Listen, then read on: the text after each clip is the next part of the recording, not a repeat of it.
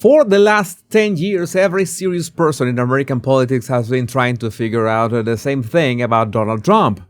Not whether he is good or bad, not whether they like him or do not. The thing they are trying to figure out is much simpler than that and much harder. How is this man saying these things and somehow still standing on top? Because if you take the rules everyone else in politics has to follow, the man should have been finished about 400 news cycles ago. He says things that, on paper, look like a career ending. And he keeps saying them over and over again.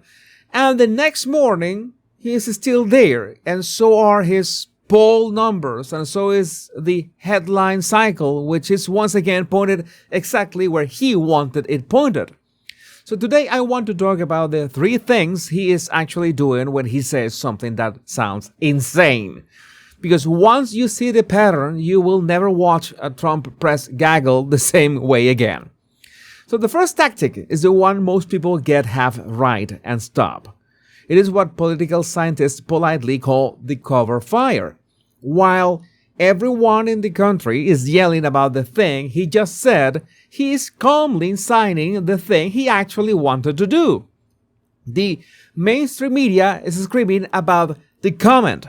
The administration is moving the executive order. 2 completely different stories happening in the same building on the same afternoon, and only one of them gets covered. I have seen this play out in my own country. It is not new. It is not even American. Every leader who has ever wanted to do something quietly has known that you put the loud thing in the front window and the quiet thing in the back room. What is different with Trump is the volume. He is not running 1 decoy a month. He is running 3 a week at a minimum, sometimes 3 a day. And the press, God love them, chases every single one of them like a Labrador chasing a tennis ball into traffic. So here's what makes it work psychologically. The human brain has a thing called attentional bandwidth. You can only hold a small number of the stories in your head at once. And anyone who has ever tried to remember why they walked into the kitchen knows this. And Trump understood intuitively what most politicians do not. If you feel the bandwidth, the rest of the room goes dark. It does not matter what is in the dark. The brain cannot see it. He is not hiding the executive order. He's just standing in front of a much louder thing while it gets signed. So that is tactic 1. Distract from the action by being louder than the action. Now, the second tactic is the one almost nobody talks about, and it is the one that, to me, sounds the most clever. He is feeding the mainstream media on purpose. He is giving them something absurd every single day because he knows what they will do with it. So think about that from a network executive's chair. You have 24 hours of programming to fill. You have a panel of 7 people who all hate Donald Trump. You need them angry on camera by 6 o'clock. What is the fastest way to fill that panel? You give them a Trump comment. Any Trump comment. The more bizarre it is, the easier the segment writes itself. Trump knows this. He has known this since the 80s. He grew up in the New York tabloid world, which is where every American politician should probably do a 6-month internship, because that man went to the right school. The New York Post in 1987 was just CNN with worse spelling. He learned that the press is not your enemy. The press is your free advertising department as long as you give them something to be outraged about. So he hands them outrage every single day, like a guy feeding pigeons in the park. The pigeons are not allies. The pigeons are not friends. The pigeons are eating the bread because that is what pigeons do, and as long as he keeps throwing it, they keep showing up to the same bench.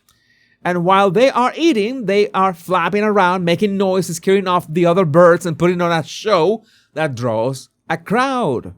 So the mainstream media thinks they are devouring him. He thinks he is feeding them, and both things can be true. They are both, in fact, true. They are eating him alive on television in prime time every weeknight, and his approval among his base goes up. Because his base does not watch the network coverage. His base watches the comment. And the comment in their head sounds like a man who is not afraid to say what he thinks. Which is, by the way, the exact thing they elected him to be. And this is the part that gets analysts in trouble. They watch the network coverage and assume that is what the country is watching. And no, the country is not watching the network coverage. The country saw the clip in their phone, made up their mind in 8 seconds, and scrolled past. The networks are screaming at a room that left 2 hours ago. So that is tactic 2. Feed the press something absurd so they cover the absurdity instead of the policy. Now, the third tactic is the simplest one and the one that took me the longest to see. It is the visibility play. He's doing all of this every day because he cannot afford to disappear for a single news cycle. This is a man whose entire career is built on being talked about. Take that away and the engine stops. You have real estate, you have reality television, presidential campaigning, the third presidential campaigning, the post-presidency, everything. Every single one of those chapters of his life has run on the same fuel, which is being the center of attention. The day America stops talking about Donald Trump is the day Donald Trump has a problem he has never had before in his life. He has never solved that problem because he has never had to. So when there's no scandal, he creates one. When there's no fight, he picks one. When there's no enemy in the room, he goes find one in another country and starts a feud with their prime minister on a Tuesday morning. So maybe to you and me, this can look chaotic at times. To him, it's another Tuesday. Because the visibility is part of the job. Without the visibility, there's no power. Without power, there's no leverage. And without leverage, there is no presidency. So he is not being chaotic. He is just breathing. So there's a researcher's term for this kind of behavior, and the term is attentional capital.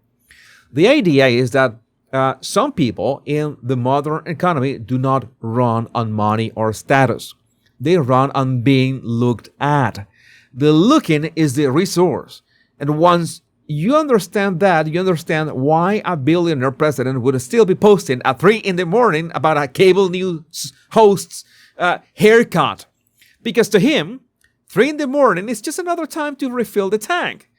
So, those are the 3 tactics. Distract from the action, feed the press the outrage, and keep the lights on yourself every minute, every hour, every news cycle. They are not separate strategies. They are 3 legs of the same stool. Pull any of them out and the whole thing wobbles. Use all 3 at once every day and you have what we have been watching for 10 years. Now, here's the part that I want you to sit with. None of this is hidden. He's not running a secret campaign. He's doing all of this in public. And the reason it keeps working is not because he's hiding it. The reason it keeps working is because most of the people who are supposed to be analyzing it are paid to react to it. And reacting to it is what makes it work. The analyst on television screaming about the comment is not exposing the trick. The analyst on television is the trick. They are the second pigeon. So if you ever want to see whether someone has actually figured Trump out, watch them when he says something outrageous. The ones who chase the comment, they have not figured anything out. The ones who quietly ask what was signed today are the ones who have. There are not many of those people on television, and there's a reason for that. Television does not reward calm. So next week, we are going to see this exact pattern play out again. He will say something that sounds like a man who has lost his mind. The mainstream media will spend 3 days screaming about it, and while they are screaming, something will be signed in a room that nobody is filming.